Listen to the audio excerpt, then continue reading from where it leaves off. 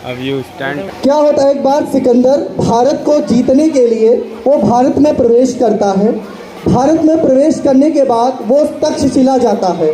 तक्षशिला में वहाँ के जो राजा कहे जाते हैं अम्भिक, उनसे संधि कर लेता है और अम्भिक पौरुष को धोखा देने के लिए और गद्दी के लालच के लिए, राज्य के लालच के लिए सिकंदर के साथ मित्रता कर लेता है। क्या होता है कि सिकंदर का शिविर लगा होता है और अम्भिक और इसके साथ में अलेक्जेंडर दोनों आपस में वार्तालाप करते होते हैं, योजना बनाते होते हैं कि आगे कहाँ पे हमें युद्ध करना है, कौन सा मुझे राज्य जीतना है। तो इसी समय क्या होता है कि सिकंदर का सेनापति पौरुष को बंदी बना करके सभा में प्रस्तुत करता है।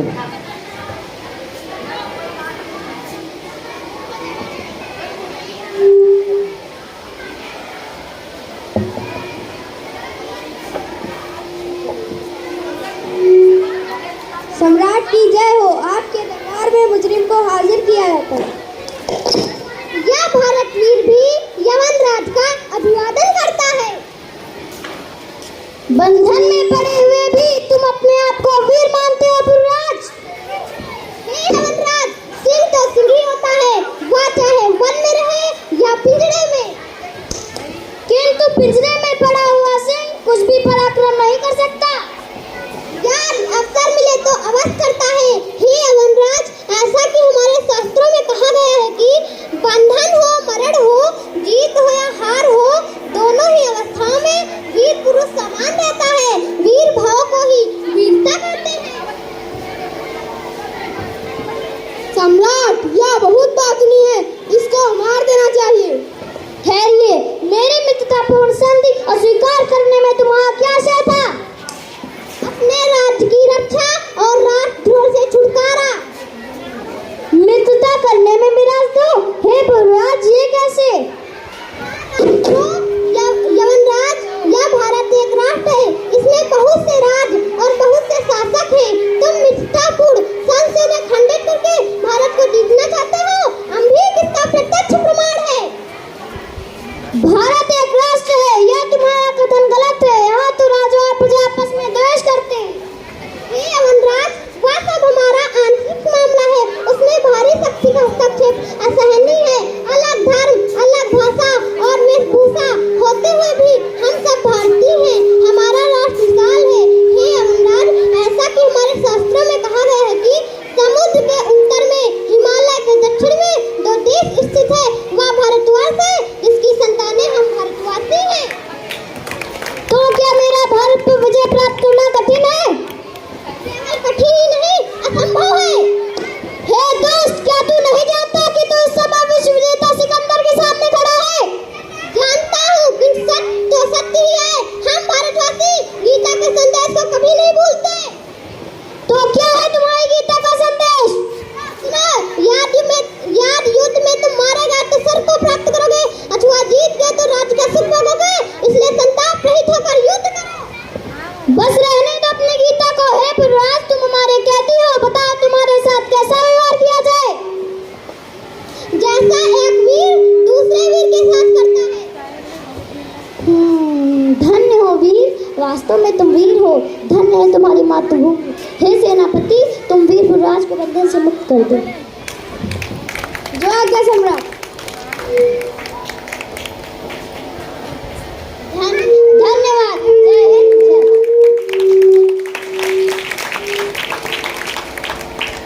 आप सभी लोग जोरदार तालियां बजाएंगे इन नन्हे मुन्ने कलाकारों के लिए। बहुत ही सुंदर, संदेश परक और रोमांचकारी ये बच्चों का प्रोग्राम था। मृत्यु को देखकर भी जो आगे की तरफ चल देते हैं, मृत्यु को देखकर भी जो आगे की तरफ चल देते हैं, ऐसे वीर योद्धा ग्रह नक्षत्रों की चाल तक बदल देते हैं। एक बार पुनः जोरदार तालियां बजाएंगे नन्हा मुन्ना कलाकारों के लिए। इसी प्रकार से कार्यक्रम को आगे बढ़ाते हुए अगला जो कार्यक्रम है, स्वतंत्रता दिवस पे इंग्लिश में स्पीच है। इस स्पीच के लिए मैं क्लास 4 मानो को मंच पे बुलाता हूं कि वो आएँ और अपने प्रतिभा कौशल से सभागढ़ को अभिषिंचित करें। मानो Shukla, class 4।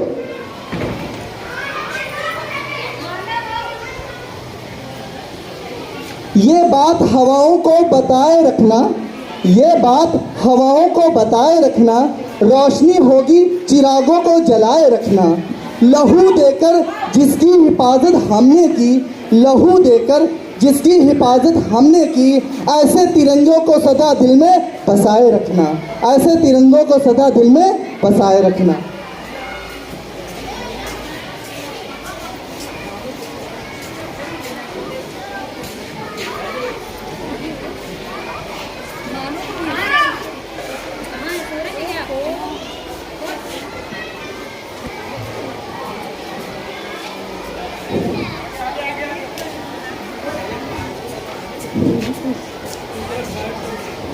My name is Manu Shukla. I am studying class 4. A very warm morning to the manager ma'am, chairman sir, principal ma'am, chief coordinator sir, respected teachers and my dear friends gathered here. Today we are here to celebrate this auspicious occasion of Independence Day on 15th August. We celebrate this day with lots of enthusiasm and joy every year because on this day our country got freedom in 1947 from the British rule.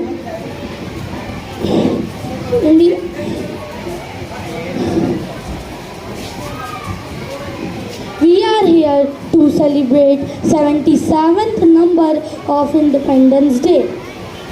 It is great and most significant day for all Indian people of India had suffered